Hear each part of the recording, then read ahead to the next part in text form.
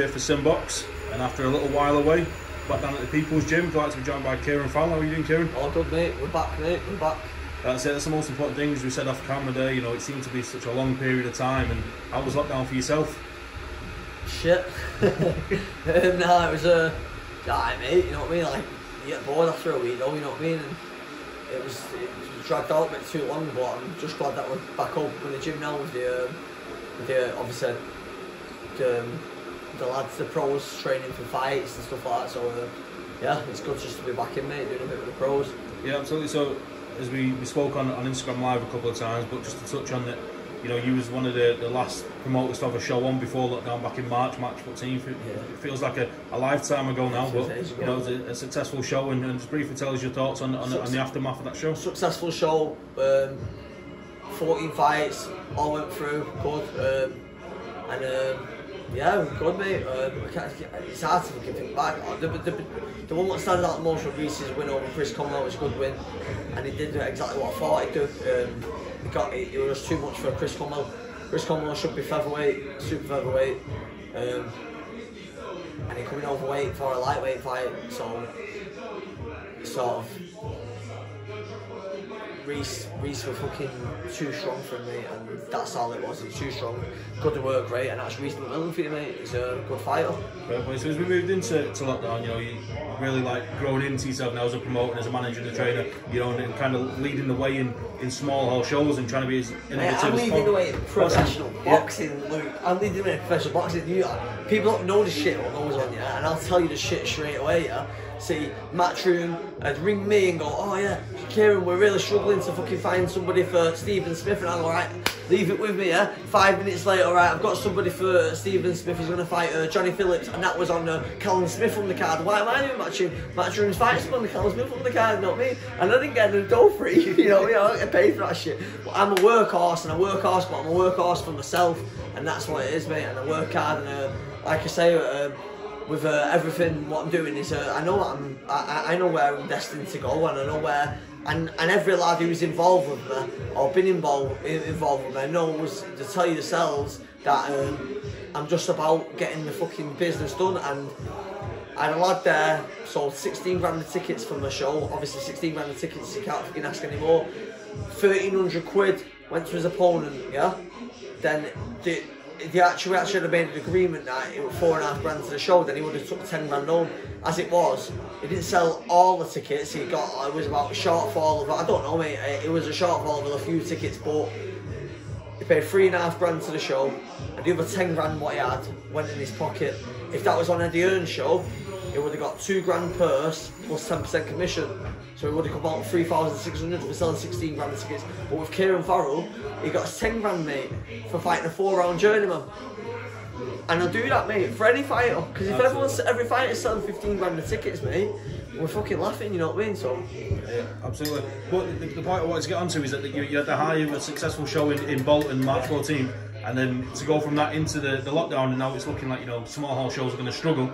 As a small hall promoter, you know, mainly, what was worries there for you initially? Like, what was your thought process going into lockdown? And you know, obviously COVID-19 is no joke. People are dying and that, and it's not nice. Not one person dying is not nice. Never mind thousands. But it's just a funny situation, and I think that a lot of it's political shit and more to do with the government know more about shit than we actually do, you know what I mean? And it could have been painted out to be more serious than it actually is. I don't know. I'm not really going to go into the politics of all that shit, but regarding the shows, there's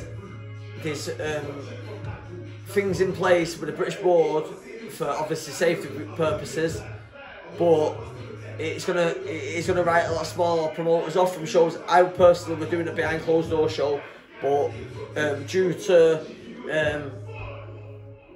paperwork, if you will, then we're not gonna be going through with that one now. But I had the sponsors, I had TV, we had the fights.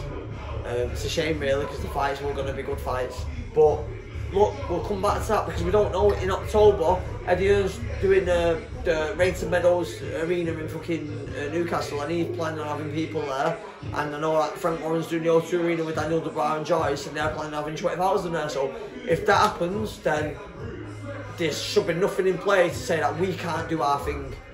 And if that means extra doctors, extra masks and shit, then we'll just get it done. Yeah, we'll get it done. Touching on, you know, the bigger promoters there, Eddie Hearn and Frank Warren, you know, between them they've announced their shows for behind closed doors. What's your thoughts as, you know, next fighter?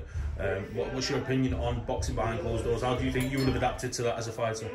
For boxers, personally, well, I mean, a lad like myself, I'll be honest, I can't say I didn't fight off the crowd. So when the crowd cheered, I got, and I said that in older interviews, like 10 years ago, I like when they made their voices known, I made my fucking hands known, and that's how I used to fight, and I did like it. And I think Ricky Hatton would probably say the same thing, because he had a big fan base, he had a lot of people cheering for him, and once you hear that, you know, it does spur you on. So to fighters who box from the crowd, who box from listening to, and it's not very clever, but exciting fighters will do that, and I don't give a fuck what people say, oh, you gotta be smart and that. Fuck smart, people want a fucking good fight, and I'm a promoter, and I was an exciting fighter. I want to entertain. I'm in the business for entertainment. If you asked me, Luke, when I was coming through, Kieran, do you want to be world champion, or do you want to be involved in a fight of the century? I'd be like, fight of the century all day, mate. I want to be in Gatti Ward, I want to be in fucking Castillo Corrales, I want to be in fucking Alex Arthur, fucking Michael Gomez. Them the fights what you want to be involved in. Matthew Macklin, Jane Moore. Them the fights what you want to be involved in. Because their legacy, never mind fucking, oh yeah, you was the Central Area champion in 2012. I mean, it does, it's wrong saying that, it does, it means a lot to me personally, but them achievements aren't the same as the fight, what everyone wanted to talk about. Like, even when the fight with Crowell, it was a fucking top fight, you know what I mean? But it weren't on that fucking pedestal of HBO and shit, you know what I mean? It should have been me, but... But also then, so looking at, again, behind closed doors, what about with your training mindset on, you know, as being a trainer, and, you know, the lack of noise there, and the fact that, you know, yourself and the opposing corner can hear everything that's being shouted. I'll be honest, there'll be a lot of tactics coming in, a lot of tactics will be employed in there. Like, the home fighters, it will like... I know they say it's behind closed doors, but the home fighters will have people in there, mate, you know what I mean? They'll have teams of... I've got his cutsman, his foot massager, his bag carrier, they'll have fucking teams, massive teams, and every one of them will be there, you know what I mean? And they'll be all cheering on. Like, one was obviously about Nathan fighting Dalton Smith, we're talking about that, and behind closed doors. Then I knew that was going to happen, you know what I mean? So you're going into the fucking Lions Den, and you know that, so the Edwards shouting his fucking mouth off, and he's fucking... Obviously all his team are there and that, you know what I mean, and that's what they say, you know what I mean, but whereas me and our kids will just turn up and have a fight, you know what I mean, so... Absolutely. Can you expand on the I'm going to expand, I'm going to go into the details, mate, I'm going to go into situation. I'm going to strip it right down for SimBoxx, mate, and you want to get this exclusively with SimBoxx. So, I got offered the fight, I'm not going to say who for, I got offered the Dalton Smith fight for one of my other live weights, and the guy's just moved down in weight, so he didn't want to fight, and I can't blame him. The offer was like 10 grand, which is 10 grand to me is 12 and a half, because I don't say yeah. I'm not a yes man, I'm not saying yes to everyone, and I'll negotiate and make sure that my fight is getting the best deal. So I would have said 12 and a half, and then I got told, look, if your fighter has this, yeah, then further down the line, the Joshua card we mentioned and the Callum Smith card we mentioned for Nathan versus Dalton, I was like, fuck either of them, that's happy days. A lot more, and there'll be a lot more money in it for you. So we're thinking from fucking 10 grand, we're thinking 15 to 20 now, yeah? Then, and I know that, look, I know that Nathan's only had 3 fights, but Dalton's only had fucking 5 fights. And if they want to put, if Matchroom want to put that fight on for IBF youth title, which were mentioned and stuff like that, then, and it's a dangerous fight, and everyone knows Dalton Smith's a good kid, and everyone who's sparred him, everyone who's been around him knows he's a good kid. If you're going to put yourself in that sort of danger, then you need paying for it. You don't just be a Kieran Farrell and just get in there for no money, because that's what I used to do. And as I've got to say I've learnt from my own mistakes.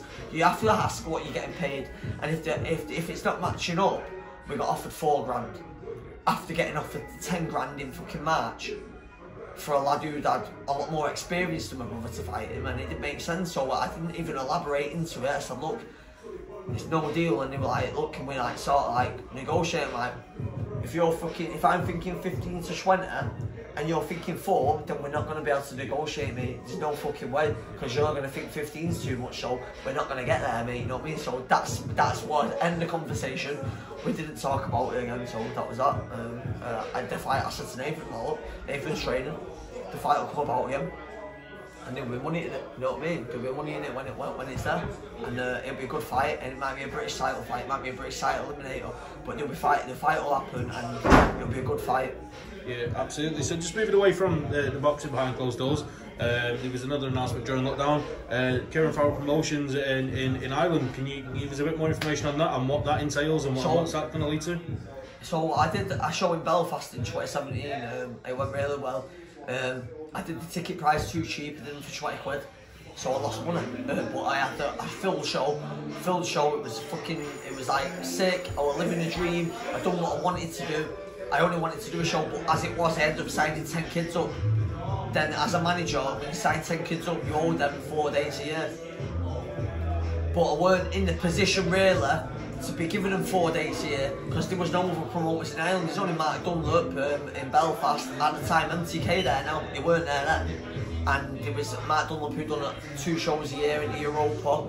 And I've been to them, and Mark's a top guy, and he's done massive fucking things with all these guys. Tommy MacArthur, James Tennyson, all the guys he's doing good. Eric Donovan's got a fight, he's fighting Zelfa Barrett, mate. That's not an easy fight for Zelfa, I'll tell you that now, that's not an easy fight, that's an hard fight.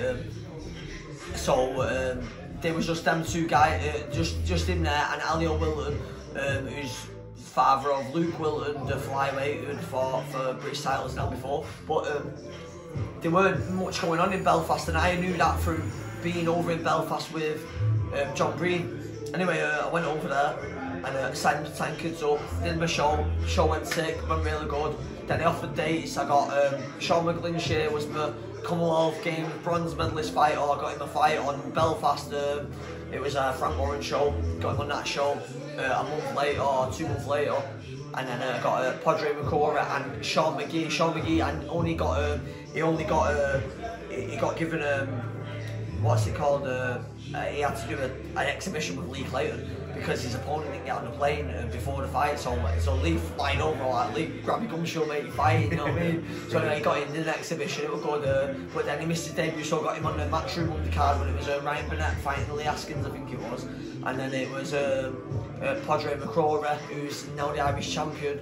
He boxed, he had his first fight for me, and he boxed on the Burnett undercard as well, so we're living his dream, mate, and we're doing good. And then we had another show where I had to cancel because of the dropouts, mate. The dropout left, right and centre, man.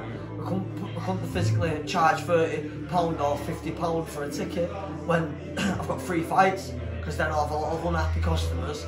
I'm not going over to Belfast for any fucking aggro, you know what I mean? So I cancelled the show, and then 2018 I did less shows. 2019 I did more shows where I had the introduction of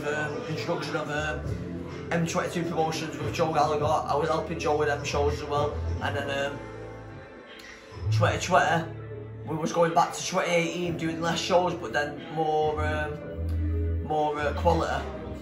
Where we put the card that we put on in March 14th, spoke for itself. It were 14 fights, they were sick, really good fights, and we got out. And then, but then the rethinking of the pandemic and everything, it's gone from like, well, let's not do that now, let's go back to different areas. So the Ireland thing come about because if you've seen on my last show, I had Paddy Nevin, the heavyweight, Irish unbeaten heavyweight, and I had Ryan O'Rourke, who's a classy light welterweight. I had them 2 fighters on my show, and I got speaking to Stephen O'Rourke and Conor Slater, and we put our heads together, said we can do this, and I only want one fight from Ireland, mate. I don't want. I used to have Dylan Moore, and I enjoyed my time with Dylan. I enjoyed going down to Spa Sam England on a Sunday morning in Birmingham. We was walking about in suits, fucking thinking we're fucking Conor McGregor and shit. You know what I mean? It was good, mate. We had a good time and we enjoyed it, and I want that fucking friendship and relationship again with another Irish fighter, because I know what I can do for him. And Dylan was with me, he got to 6-0 with 4 knockouts, something like that. Really good fighter, and now he's over in Liechtenstein doing his thing. Buzzing for him, and I can do that again, and I want to do that again, but more so to the bigger picture is that I get a fighter that I'm gonna do something special for him. What I can't do for every fighter, but I can do something special for one Irish fighter. Get him over here. I'm gonna fucking we can do shit for anyway. I don't want to go into details, start promising the world, but I've got my head set on that, and I'm not gonna do that straight away, mate. Look, there's too many good fighters out there in Ireland. There's fucking 10-time national champions. It's like they contacted me left, right, and centre, but I'm serious. When people contact me, they can't contact me when they're out of shape. They can't contact me when they can't fucking fly over. See you later, mate. They can't contact me when they're not. They've got to have a 6-pack, mate, and they've got to come and they've got to be fucking. They've got to be ready, because I'm on it. Because I'll book them a flight straight away. I say, right, flight's booked. I see you then. I've done it to many.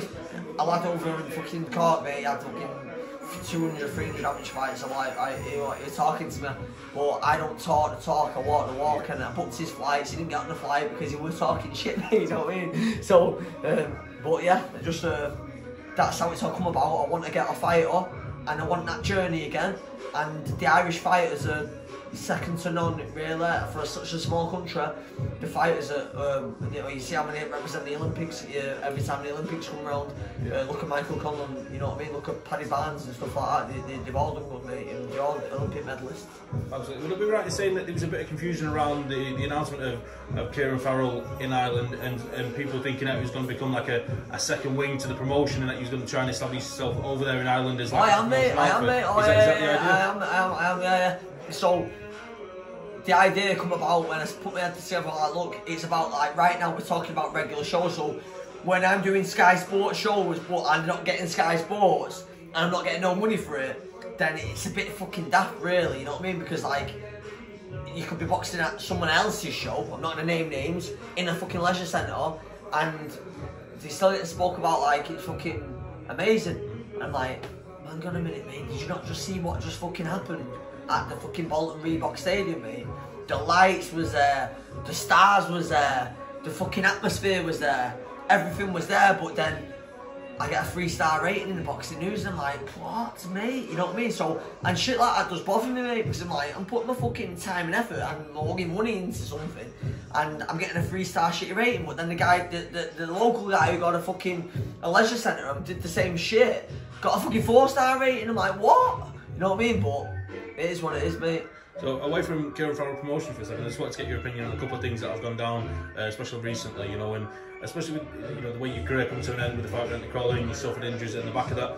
What's your opinion on Jarrell Miller and the fact that he's failed yet another PED test and he's popped for steroids again, allegedly?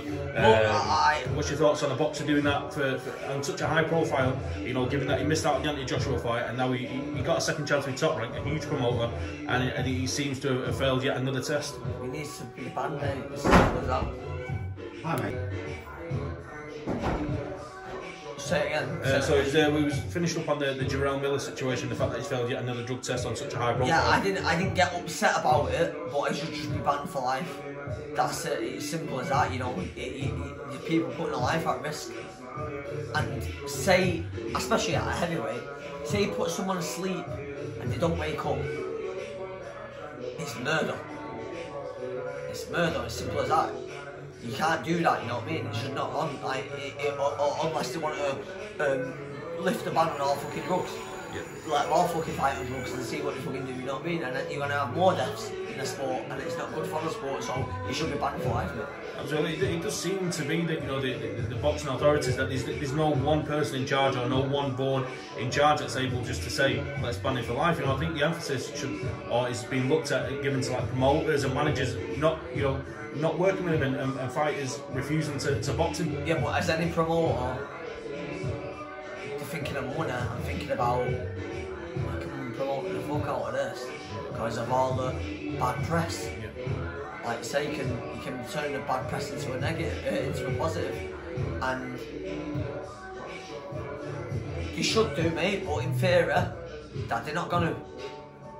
It's like if you come over to me and went, oh Kieran, I mean I personally wouldn't because I'm a fucking boxing guy. I don't like to come dickhead, you know what I mean, for doing what he's been doing. But the same is that he comes over to a local promoter, like a little promoter, go, oh yeah, like, it was Dimitri Salita who was with, wasn't it? Yeah. And Dimitri Salita's got a good name with Top Rank, so he got him on the fucking Top Rank, and he can't sell that shit until he's done this. Now, if they come over to like a Dimitri Salita in fucking New York, Dimitri Salita's thinking fucking like, and you could listen to his shit, mate, all day. The guy's a fucking 20-stone bloke. You're not gonna fucking say no to him, you know what I mean? You know what I'm saying? Unless you've got a fucking gun out the side, you know what I mean? Like, listen, mate, fuck off, you know what I mean? Well, no, look, everyone's gonna use it, you know what I mean? But then the same is that, in theory, everyone should say fuck off, Jarrell, whatever you called, fuck off, you know what I mean? You shit. So if I was to put you on the spot, in your opinion, do you think he boxes again? Do you think someone out there will work with him again, just simply for the notoriety and the fact that bad press sells as well as good press? Do you think someone will work with him? No, not in boxing.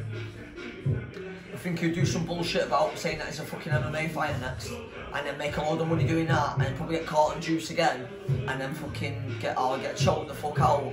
Or he should fight Kimbo slicing a bare knuckle, mate. That's what I like to see next. Super. Kimbo slicing a bare knuckle. Alright, that's perfect, Kieran. So just to finish with, obviously you turned 30 during lockdown, so SimBoxx wish you a very happy birthday. And how was it celebrating your birthday in lockdown? I've seen that you had a huge cake from the missus. Yes, I wasn't made with a cake, and that was all I asked for, mate. I just wanted a cake, you know what I mean? Thanks for that, fella. It's on, mate.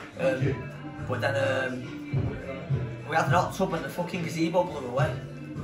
So I had to chase that, so that's what we're doing on my 30th birthday, chase the fucking gazebo in 5 minutes. Kieran, it's gone again. I'm like, oh fucking hell. I had a cup of tea, mate, enjoy it. See you a bit, bro, see you later. So Kieran, that's everything cleared up there, mate. Thanks for your time, and I'm sure we'll catch up again soon. What a fucking goal.